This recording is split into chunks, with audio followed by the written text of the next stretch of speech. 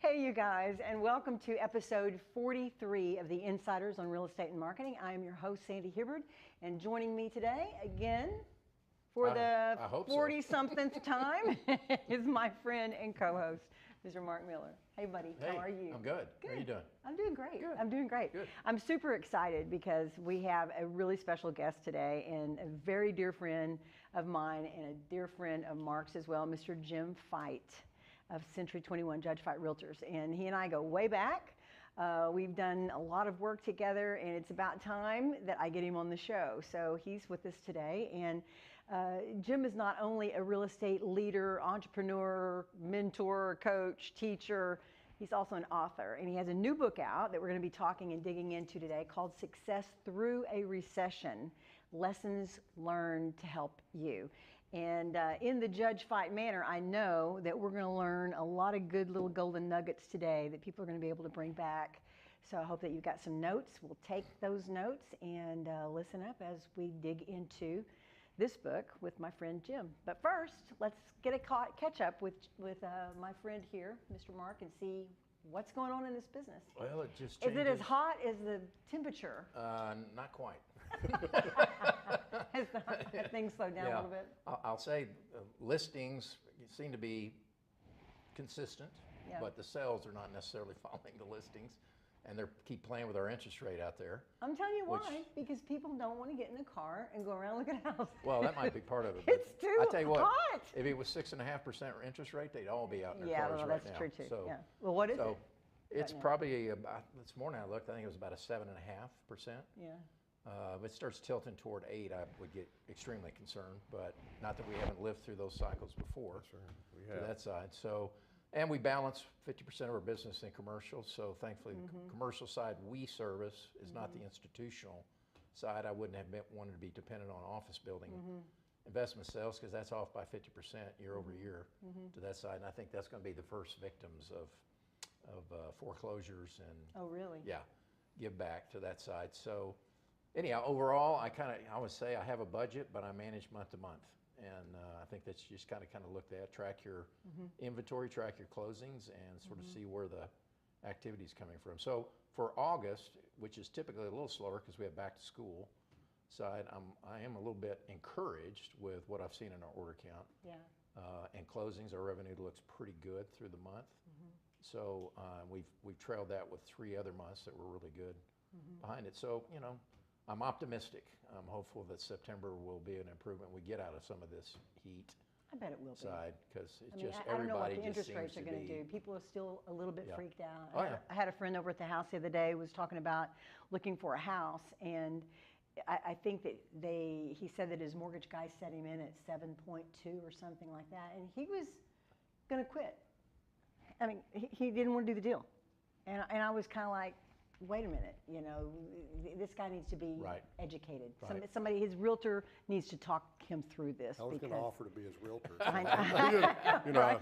I had a trigger there somewhere. There's a sales trigger out here. I get it. Somebody looking for a property, I can help them. Yeah, yeah. So it just goes back to what we've been preaching and what we preached at Judge Fite, and that is building relationships with your clients and your prospects to educate them, keep them in the loop, keep them in the know, because there's so much hearsay these days and so much that we hear on the internet and through friends and social media. Yeah, Yep. yeah.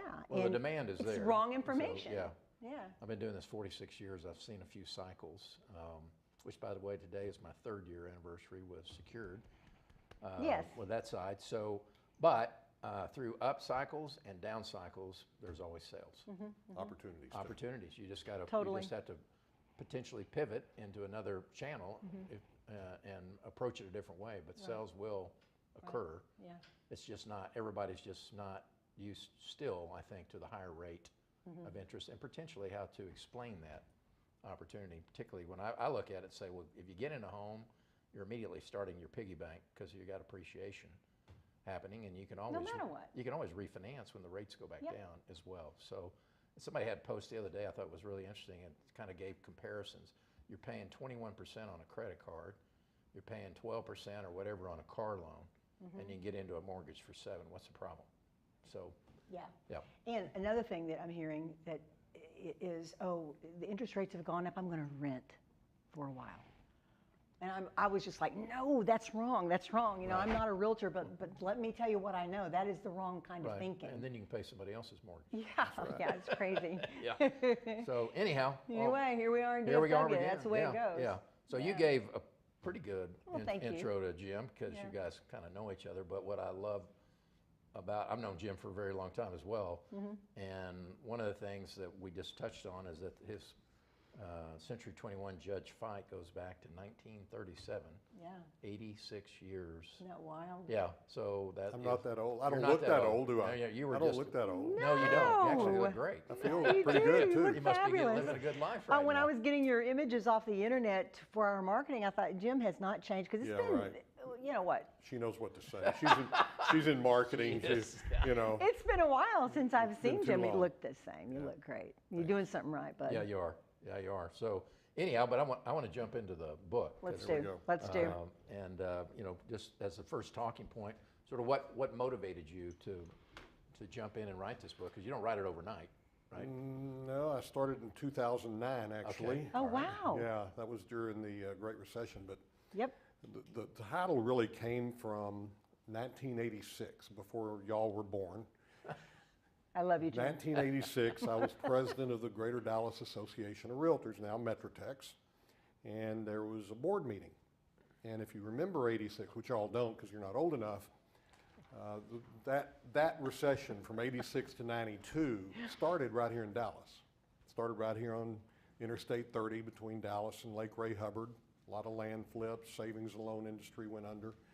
Oh, wow, yeah. And as I was president that year, I had the opportunity to chair the board of directors meetings. We had 22 directors, as I recall. And this particular meeting, it wasn't like we didn't have a regional MLS and everybody had their little areas that they worked in. So I decided on that board meeting I would go around the room and have everybody say, what's going on in your market, your sub-market. So everybody just took a minute, went around the room and got right over here. And a lady, which I called her name, you'd probably know it, but I won't. Let's just say that she was a very influential, very large company in DFW, and it was her turn to talk. And she went, oh my gosh, I'm just trying to survive. If I can just survive. And she went drama on me. I'm just telling you. And she went on and on and on about survival, and if we can just, and if I can just, and you all know me fairly well. I'm not a gavel kind of guy, but as a president, you have a gavel, and I never used a gavel. Right. I mean, I'm a relationship person. Well, she wouldn't shut up. So I grabbed the gavel and I slammed it on the table, and I said these words, I'm not here to survive. I'm here to succeed. Because if you set a goal to survive and you don't quite make it, Oh. it's not a good day. No. You're no longer around. Yeah. But if you set a goal to succeed and you don't quite make it, you're still in the game. And if you do make it, you're ahead. Yeah. And so that was stuck in my mind. If you've read the book, Power of Moments by Chip and Dan Heath, if you haven't read the book, you ought to read the book. Fabulous book. And that was a moment in my life. I'm not here to survive, I'm here to succeed. It's stuck. It's stuck.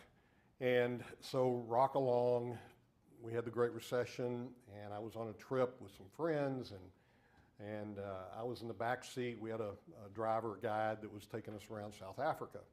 And I started punching out a table of contents because here we were in the middle of a recession. I think that was my number 5 or 6, I can't remember, that I had been through as business owner and entrepreneur. And so the recession was over. You know, I was working too hard not to get through it.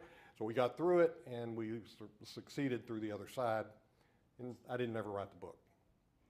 And then I saw something coming, you know, as our economy started going south. Now, where are we now? What year? Inflation, well, this is like 2 years ago. Okay. We started seeing inflation. I saw it on the horizon. Some people would call me a visionary. I can see out there sometimes. And I started seeing this. It was not going to be pretty. And I didn't know when. I didn't know how. Who knew that interest rates would go up from 2.5%, 3% to 6% in 60 days? I mean, who would have thought the Fed would have done that to our country? And this isn't a political comment. This is just a comment. It's fact. I wouldn't have thought that. They should have done it a year earlier at a quarter point per quarter, and it wouldn't have affected like it did. But the fact is, I'm not in that job. I have my own job here. And so I started seeing that this was going to happen. So a year ago in August, I found the outline that I'd started in 2009, and I started writing. And through, from August to December, I wrote it, and then comes the editors, and then comes the way of publishing and all that stuff. So finally got it out there on Amazon and did a Audible recording, and so it's Kindle, Audible, paperback, hardback, however anybody wants to do it. So anyway, that's and I know I was with you in 2008.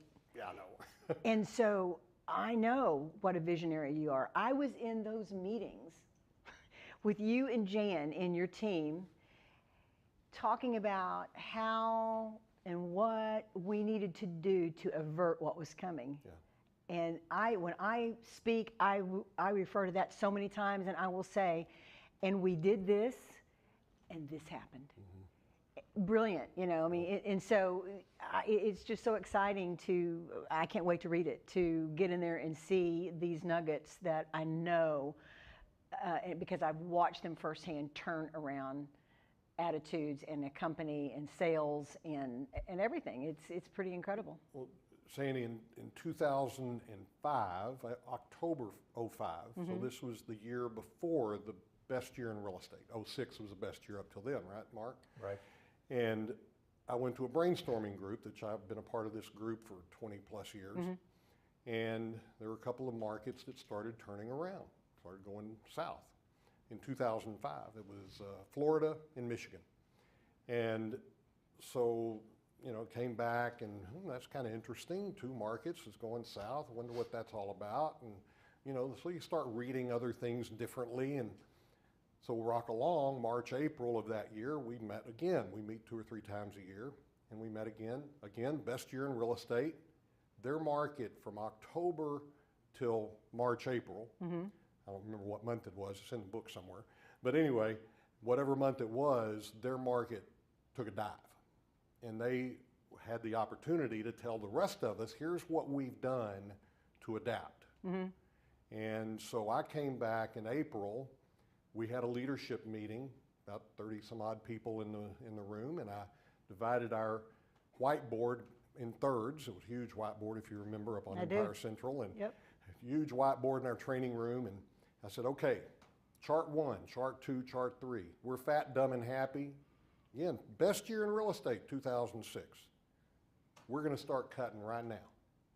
They thought I was nuts. And if we start seeing signs in DFW, we're going to go to chart 2. And what can we do? What can we do? And then if it gets worse, it's going to go to chart 3. By 2011, we got to chart 7. Wow. Our gross income went down 52% in that period of time. Our company dollar went down 43%, and yet our profit went up. Now, we took a dip in there, and luckily we had planned in the good times for the bad times. Otherwise, we wouldn't be sitting here talking about this today. And so as we planned, that means save your money in the good times, put it in the bank, don't go spend it. Don't buy yachts and airplanes and all that stuff. Other people do. I didn't. We didn't. We saved it in the good times so that when the tough times come, and I call it the good times and the tough times in the book, when the tough times come, you're ready for it and you're prepared. And then that doesn't mean you don't have to reduce expenses. And by the way, we didn't lay off one person during that period of time. Not one person. our leadership team during that period, and I'm talking about one of 7 recessions. By the way, we're in number 7 now. Yep. The government hadn't called it a recession. But if you're in real estate, you're in a recession.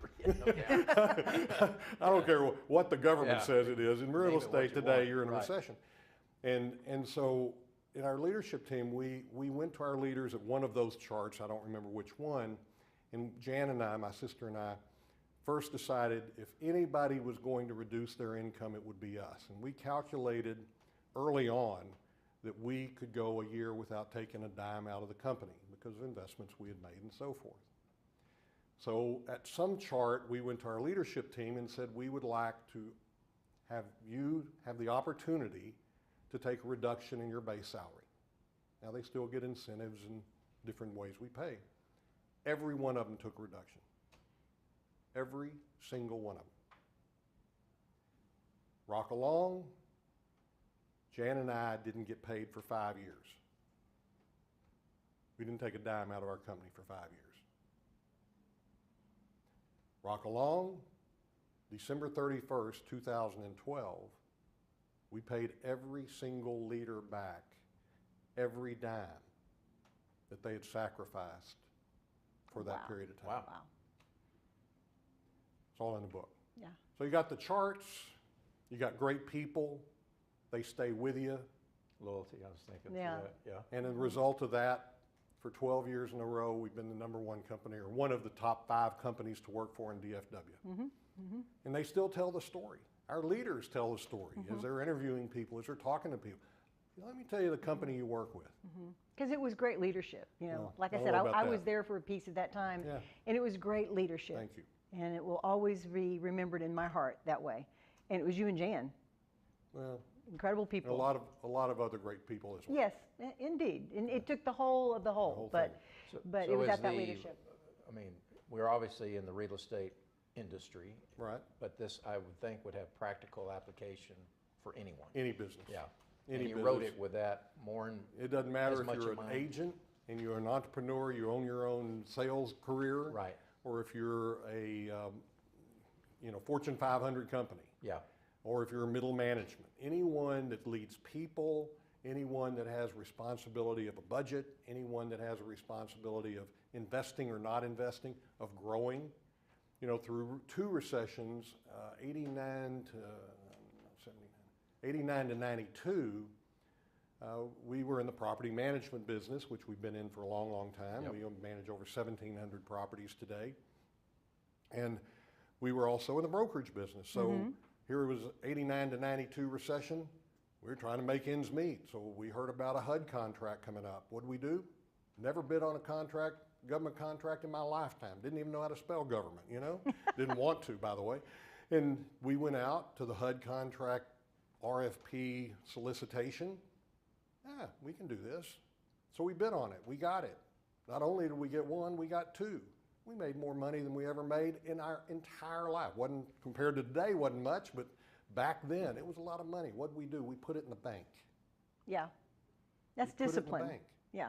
And then as that recession was over, we had opportunities. We bought our first acquisition in 1993 after the recession was over. And that led to over 50 acquisitions we've made since that time. wow. And we're still banking them. I'm looking at several today. So. Well, probably to that point, unless you got something. No, I was going to, Okay. go ahead. Pivoting into the brokerage That's side what I was gonna of ask the you about. world, yeah. In the coming years, what kind of, what are you seeing in the brokerage? What's your opinion of the brokerage industry? More recently, I'm seeing a lot of interesting strategic side of Keller Williams. You got the EXP factor, you got Compass, you've got Fathom. Everybody's kind of got a little We left different- out ABC, XYZ. Yeah. There are over 2,400 real estate companies in DFW. In DFW. okay. Whoa. Wow, Over 2,400 right, companies. yeah. Over 40,000 agents in North Texas. Okay? You know what? Here's my answer. Dave Ramsey, his book, Baby Step Millionaires, came out a year or so ago. He was interviewing a billionaire. And he asked this billionaire, so, what's your favorite book? He said, oh, that's easy. I've read it thousands of times. I read it to my children. I read it to my grandchildren. Well, what is it? The tortoise and the hare. The tortoise always wins. And it was that power of moments. It was that moment when I read that, and I started thinking about our little old real estate company out here, 86 years young. We're developed it now to last another 80 years. It's not for sale. Let me make that clear. You know, we've got a leadership team to carry it to the next generation. And the fact is, we are a tortoise. You know what's interesting about that race, the tortoise and the hare? The tortoise was strong and steady. He never stopped moving. He's never stopped growing. He never stopped. But the hare was a little cocky. Mm-hmm. The hare thought he knew everything about running. The hare thought he was really smarter than everybody else. And so he was out there and he got halfway down the road and he saw his buddies and he stopped. Mm-hmm. And then he took a little longer and then he took a nap, or vice versa. I don't remember exactly how it went. But the fact is, the tortoise won the race. Mm-hmm. So Mark, from my perspective, our company's a tortoise. Somebody asked me recently, I said, so you know, who do you chase? My answer was, I chase me. I chase us. We want to be better. I believe in the theory that you're either growing or you're dying. Mm-hmm. I don't want to die. I'm going to succeed. Mm-hmm. And so, you know, are we a flash in the pan? No. No. No, we're not going to be. But I will tell you this. We've been surveying, as you know, Sandy, our clients for over 30 years. Mm-hmm. I used to stuff envelopes myself and lick them and put a stamp on them every month for years, until now it's electronic. And I don't know how many years in a row we've had a 98% quality service rating with our clients. Wow. In real estate brokerage, an emotional business. Mm-hmm. I'll put that up against any company of our size. Mm-hmm. Now, if you sell 2 deals, you might get 100%, right? We're not talking about 2 transactions a year. Right. The last 2.5 years, remember a year ago what happened in our industry, right? Now, interest rates 6-7%. 2.5 years, we've had a 99% quality service rating. Wow. That's as of July 31st, just last month. 2.5 years. I'll put that up against any company anywhere. When you give quality service to your client, guess what they do? They refer you to more people. Right. When you refer more people, you get them another satisfied, loyal client. And then they refer more, and then they refer more. And you get to build a business. So. Now, how does that play into technology and marketing? How can you be the tortoise in a fast-paced, noisy marketing that we marketers tend to think, if I don't do this, I'm going to get forgotten or passed over, or we're not going to get the message out, or whatever. So relate all that to marketing for me. How does the tortoise win in a marketing frenzy? That's as big as a turtle. I mean, that's huge. Really, question. So first of all, you take part of your income and you invest it. And just like, you know, in the old days, Mark, we used to invest in paper. You know? Thank goodness we're not doing that anymore. But the fact is, you invest dollars and cents. Well, Sandy, when you worked with us, it was you, right? We now have 5 people in our marketing department. You know, 5 full-time people. They do nothing but produce stuff. We have an IT department. You know, we have 2 people, and all they do is keep us running. And so you add marketing and IT together, and then leadership. You're always looking for the next piece of equipment, the next, Eric just told me this morning, I love this, my son Eric is our COO, and he just told me this morning we just replaced 30% of our computers, or a third of our computers this week. And we did? That wasn't cheap, but that was this week. You know, you're always investing in your technology, whether that's new software, skills, hardware, whatever. Right. And real estate has always been behind in the software world. So you have because it's such a fragmented industry or profession, depending on how you want to look at it, there's no real company that's come in with the software to solve everybody's problems. Certainly it's better today than it was 20 years ago. But you know, there are two major, in my opinion, high quality CRMs that integrate listing presentations and buyer presentations and MLS and so forth. There's two good ones on the market. We own one of them. You know, we invest in one of them. We invest in, you know, email technologies, you know, to get emails out so we can market our listings, market our company, and recruit and all the things you do. And then we have another one that we're competing with MLS in regard to getting listings in front of our customers, but making our agent front and center of to those customers or to those prospects, and making it much more desirable from an aesthetic perspective, where people want to see our stuff versus, oh my gosh, here's a bunch of data. And so there's always technologies that we're looking at, we're investing. We have a technology committee, and they meet every week, every Tuesday afternoon, as I recall, and they go through stuff. And to the point, last year, our agents said, stop, don't give us any more, we got enough. So this year, all we're doing is tweaking. What we bought last year, what you invested in last year, we're just tweaking it this year. And then you get into the social media world, and I got to tell you, a day doesn't go by that I'm not seeing quality service surveys. Remember how I said that a minute ago? That our agents aren't posting what our clients say about their service. A day doesn't go by that I don't glance out there and here's somebody posting, Sandy did a great job in selling my house. She did this, she did that. That all ties together. And so we have a person and all she does is social media, and we have a person that all she does is teach social media. And then our training department, you know, we're teaching our agents to maximize their results through social media. So, and then we're investing. We do sponsored ads and various other things, very targeted business, where the newspaper went out and wasted a lot of money. No offense to the newspaper world, but we did back in the day, and now we're very targeted with who we're going after. Does that answer your question? It does. And knowing the operation inside, like I knew it whenever I was there with you, I can say that to take that analogy of the tortoise and the hare, it is about continuing to send your message.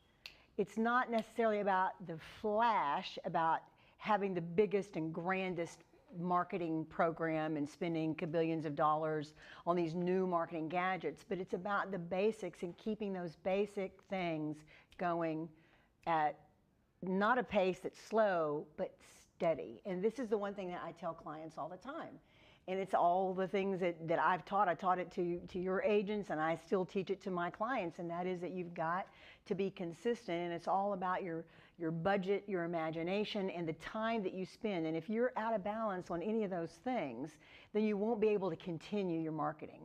But if you've got your marketing within your budget, you've got it within the realm of you knowing how to do it, and you've also got it into the amount of time that it takes to do it, then guess what? It works. The agent, the business owner will do the marketing, and that's the hare. It's the daily, continuous message that goes out. And so that's what wins.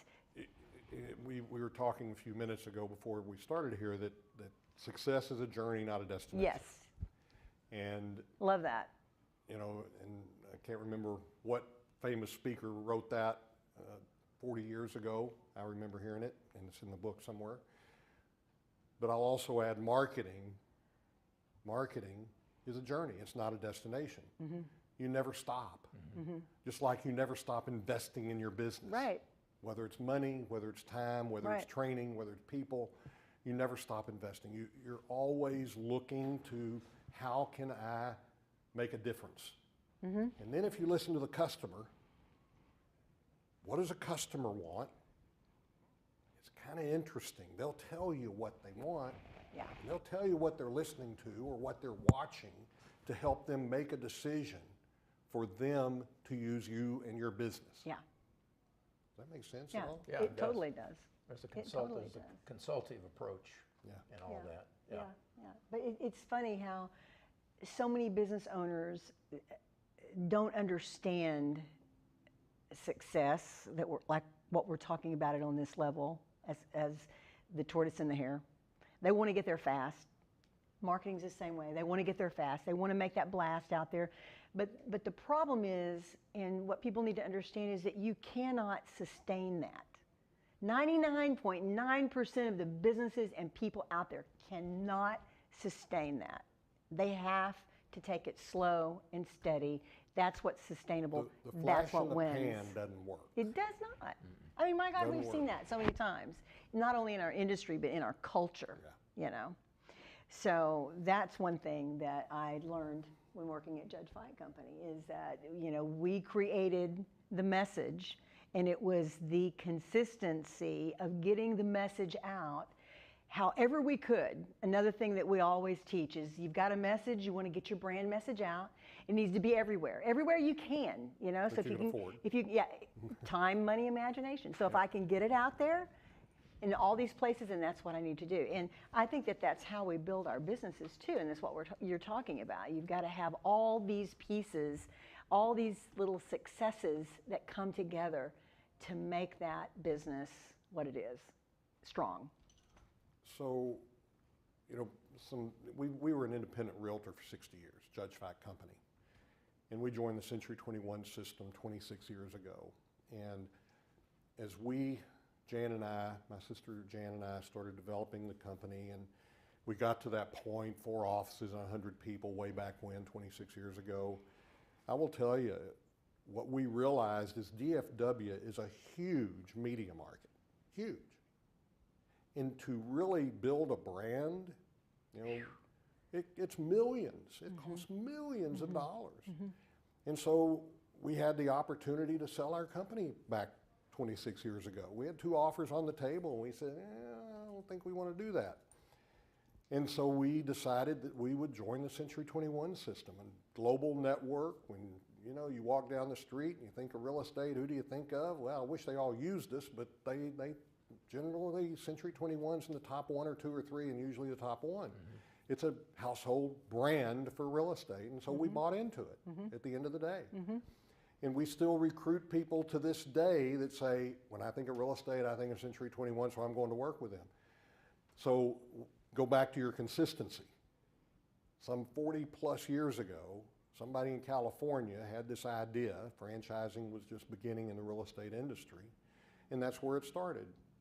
And, you know, we didn't catch on for a while, but finally we realized in order to build a brand in a metropolitan area, it takes millions of dollars. And we didn't have millions of dollars, so what did we do? We invested in a brand. And it's been a very, very good brand for us. No doubt. It's great. Very good brand. And we just renewed last year for another 10 years. I mean, you know, we in advance even. Yeah, smart move. But you know, it's working for us, and it's working for our people, and they bring tools and systems to us and that brand that we don't have to build. Yeah. Even though we build the Judge Fite brand along with it. Yeah, so, that's true. anyway. Do you have any more questions? Because we're out of time. No, I don't. I wish we weren't out of time. Let's do our little 3 takeaways, because this is one of my favorite parts of the show. Okay. 3 things that you want to leave with our audience. 3 specific things you'd like people to walk away and say, Jim Fite said this today. And I'll let you think about that for a second. Mark, you want to have a shot at that? I mean, I think a big portion, it's probably, I'll read it through that book, but all of this is about a mindset. And it's the mindset that we choose right now that creates the success that we're going to have in these coming months and years as we go through this cycle that we're in, so to speak. So I really believe in the strength of the mindset. I'm really looking forward to reading the book. The second part of that is read. And Jim's made reference to, I think, at least 3 books in this setting. So that tells me you read a lot, and there's a lot to gain from reading, from knowledge from other people as well that can contribute to your success. And then I just think, when I sit with Jim, I just think again, and I look at myself as well, just experience is really important right now. And the experience that we've had through these years that we've been in this business. And that's a good place to potentially out-hustle our competition, because we aren't in a defensive posture. We're in a posture of understanding how to look in front, determine where the opportunities are, and then proceed forward to those opportunities where others are like, what do I do? And a lot that we compete against with my veteran closers compared to a closer that's been in the business 5 years. It's a big difference, particularly when you get into a transaction that requires experience. So I think experience is great, and I love to be the tortoise and not the hare. I love it. So those are mine. I love that. Thank you. Jim? Communicate with your people. There's a whole book or a chapter on communication. There's another chapter on people. But communicate with your people. You know, if you don't communicate and you hide your head in the sand and you know you're scared to death. There's another little phrase, don't let them see you sweat, but that's called leadership. Yeah. But seriously, you know, they need to know what you're doing. Right. And how you're doing it and why you're doing it. It's the why is as important as what. If they know what you're doing, they know why you're doing it, they will get on your team and they'll work with you. So I would say communicate with your people. That's a big one. Of course, planning. Looking out in the long term. Again, we're not a flash in the pan. We have 10-year goals, we have 3-year goals, we have 1-year goals, we have quarterly goals, and we work, and all of them add up to the big goal, the big, hairy, audacious goal. And so as you develop a company or family or whatever you're working on, where are you going? If you know where you're going, you'll figure out how to get there because that's where you're going. If you don't know where you're going, good luck, you're on your own, you know? No kidding. And the third thing is, invest in my book. Success Through a Recession.